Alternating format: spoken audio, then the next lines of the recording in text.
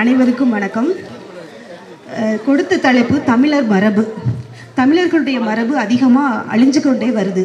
அதனால் மீண்டும் அதை ஞாபகப்படுத்துகிற மாதிரி நிறையா பொருட்களோடும் கருவிகளோடு வரைஞ்சிருக்கிறோம். அதில் முதலாவது பார்த்திங்கன்னா, கேப்பையை வச்சு நாங்கள் அந்த பொங்கல் பானையை சிறப்பு செய்திருக்கிறோம்.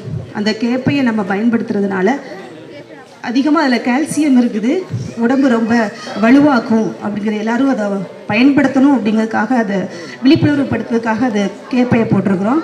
அடுத்து உடல் மெலிவுக்காக ஓட்ஸ், அந்த பொங்கி வர்ற பானை எப்படி பொங்கி வருதோ அதே போல் அந்த ஓட்ஸுக்கு பயன்படுத்தியிருக்கிறோம்.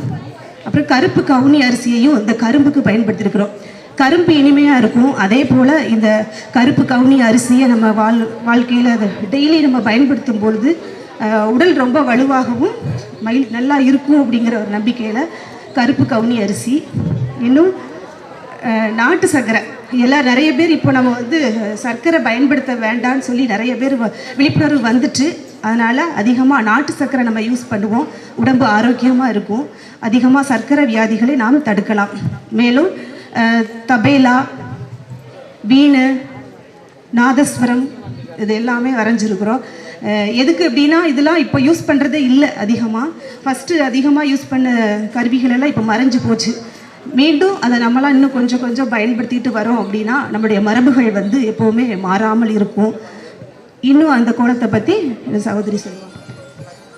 ஆக்சுவலி தமிழ்நாட்டில் மட்டும்தான் இந்த ரிலீஜியன் அந்த ரிலீஜியன் நம்ம பார்க்க மாட்டோம். அதை மென்ஷன் பண்ணுறதுக்காக நாங்கள் ஹிந்து டெம்பிள், கிறிஸ்டின் சர்ச்சு, நடுவில் முஸ்லீம் மசூதியில் இருக்க அந்த இதை வரைஞ்சிருக்கோம்.